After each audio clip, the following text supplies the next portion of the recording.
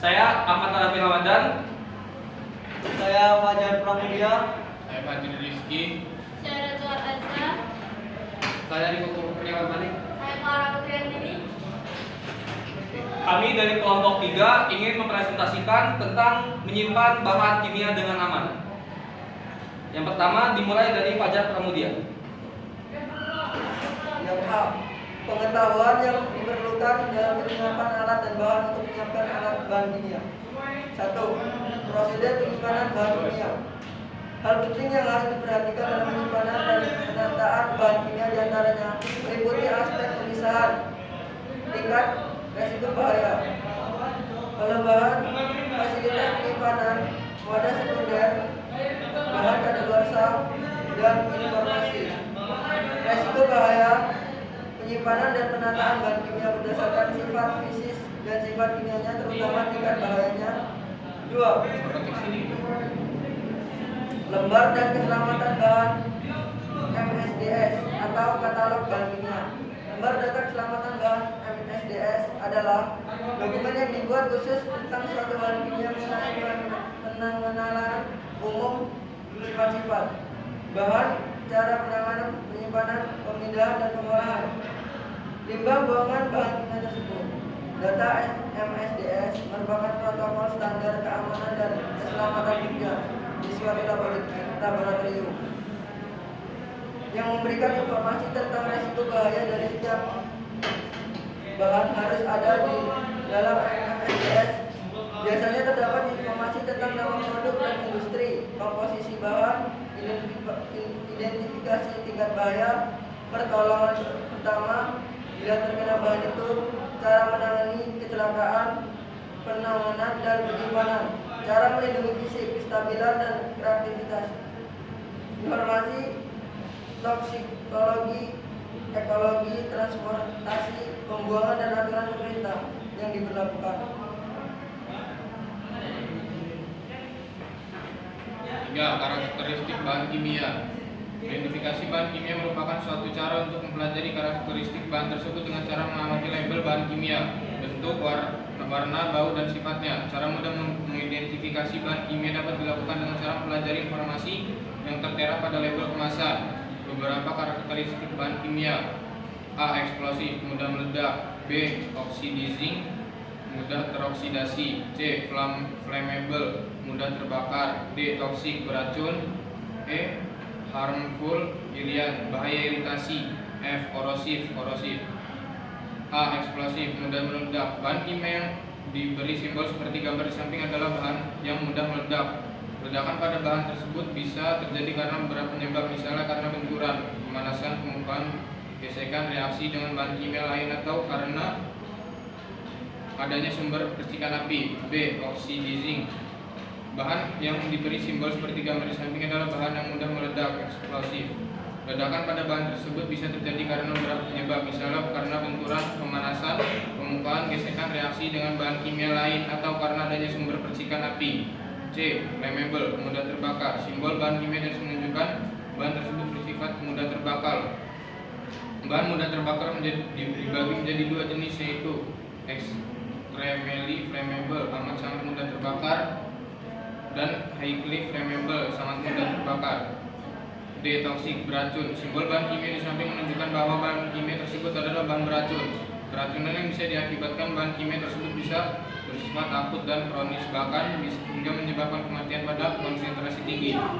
E. Harmful, irian, bahaya iritasi. Simbol bahan di atas terbagi menjadi 2 kode, yaitu kode XN dan kode XI. Kode XN menunjukkan adanya risiko kesehatan jika bahan masuk melalui pernafasan, melalui mulut, inhalation, dan melalui kontak kulit. Contoh bahan dengan XN misalnya peridin. C. Korosif. Simbol bahan kimia menunjukkan bahwa suatu bahan tersebut bersifat korosif dan dapat merusak jaringan hidup. Karakteristik bahan dengan sifat ini umumnya bisa dilihat dari tingkat keasamannya. pH dari bahan bersifat korosif lazimnya berada pada kisaran kurang 2 atau lebih 11,5. Beberapa contoh bahan dengan simbol ini misalnya belerang oksidadan. 4. Persyaratan menyimpan bahan kimia. Bahan kimia harus disimpan dalam kemasan asli dari produsen jika memungkinkan, karena label kemasan memberikan informasi yang berharga mengenai simbol bahaya dan trace RMS. Jika wadah lainnya digunakan, maka haruslah digunakan pelabelan yang sama. Upaya melindungi label dari pengaruh bahan kimia dan menjaga supaya melekat baik, maka haruslah dilapisi dengan lembaran plastik transparan. Label ini harus terlihat jelas dan ditulis dengan tinta yang permanen. Bahan kimia yang harus ditempatkan pada fasilitas penyimpanan secara tertutup, seperti dalam kabinet loker dan sebagainya. Tempat penyimpanan harus bersih, kering, dan jauh dari sumber panas atau kena sengatan sinar matahari. Di samping itu, tempat penyimpanan harus dilengkapi dengan ventilasi yang menuju ruang asap atau ke luar ruangan. Bahan kimia cair yang berbahaya harus disimpan dalam wadah sekunder seperti bagi plastik untuk mencegah timbulnya kecelakaan akibat bocor atau pecah. Wadah sekunder yang diperlukan harus didasarkan atas ukuran wadah yang langsung diisi bahan kimia, tidak atas dasar volume bahan cair yang ada dalam wadahnya. Ukuran wadah bahan primer yang perlu disediakan wadah sekundernya yaitu A. Cairan radioaktif ketika wadah berukuran kubik 250 ml. B.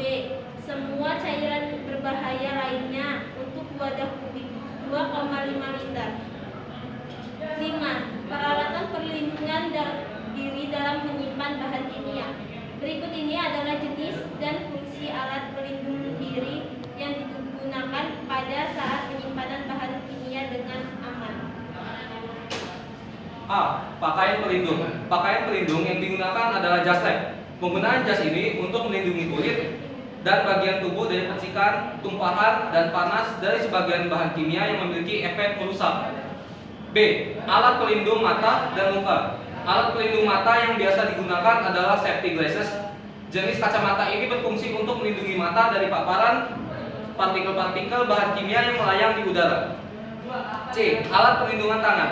Pelindungan tangan atau sarung tangan adalah alat pelindung yang berfungsi untuk melindungi tangan dan jari-jari tangan dari suhu panas, suhu dingin, bahan kimia, benturan, pukulan, dan tergores, terinfeksi zat patogen atau virus atau bakteri, dan jasa cleaning.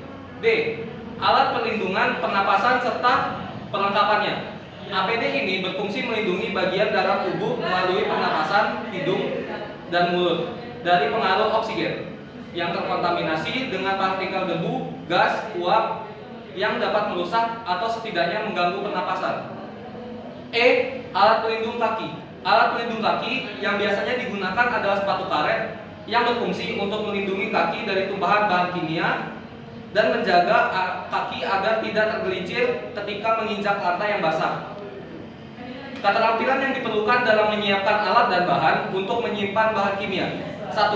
Menyiapkan prosedur penyimpanan bahan kimia. 2. Menyiapkan lembar data keselamatan bahan atau katalog bahan kimia. 3. Mengidentifikasi karakteristik bahan kimia.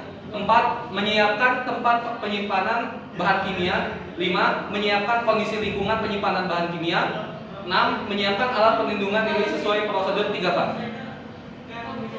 Sikap kerja yang diperlukan dalam menyiapkan prosedur penyimpanan bahan kimia harus bersikap secara 1. Cermat dalam menyiapkan prosedur penyimpanan bahan kimia. 2. Cermat dalam menyiapkan lembar data keselamatan bahan atau katalog bahan kimia. 3. Cermat dalam mengidentifikasi karakteristik bahan kimia. Yang keempat, cermat dan teliti dalam menyiapkan tempat penyimpanan bahan kimia. 5. Cermat dalam menyiapkan kondisi lingkungan penyimpanan bahan kimia. 6. Cermat dan teliti dalam menyiapkan alat perlindungan diri sesuai prosedur K3. Keterampilan yang diperlukan untuk melaksanakan kegiatan penyimpanan bahan kimia. 1. Menggunakan alat perlindungan diri sesuai prosedur 3K. Kedua, mengelompokkan bahan kimia yang akan disimpan sesuai karakteristiknya. Yang ketiga, menyimpan bahan kimia pada lemari penyimpanan sesuai dengan prosedur. Yang keempat, menempelkan informasi mengenai kelompok bahan kimia yang disimpan pada lemari penyimpanan. 5. Memeriksa kondisi bahan kimia yang disimpan sesuai prosedur. Dan yang terakhir, mencatat semua bahan kimia yang telah disimpan sesuai prosedur. Cukup sekian presentasi dari kelompok 3. Kurang lebih kami mohon maaf. Terima kasih. Wassalamualaikum warahmatullahi wabarakatuh. Jangan